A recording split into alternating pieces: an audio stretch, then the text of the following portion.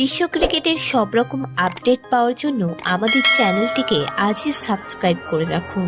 টসে বোধহয় ম্যাচের ভাগ্য নিশ্চিত হয়ে গেছিল। টস জিতে প্রথমে বল করার সিদ্ধান্ত নেন বাংলাদেশ অধিনায়ক।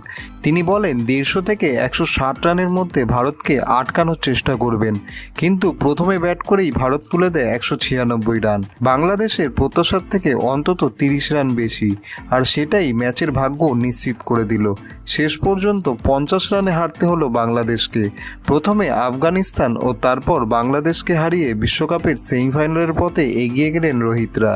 টি-20 বিশ্বকাপে ভারতের বিরুদ্ধে 5টি ম্যাচ খেলে সবকটি হারল বাংলাদেশ।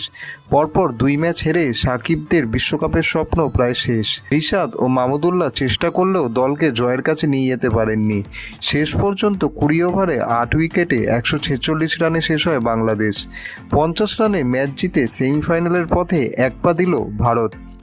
ভিডিওটি ভালো লেগে থাকলে বাংলার ক্রিকেট চ্যানেলটিকে অবশ্যই সাবস্ক্রাইব করে দিন।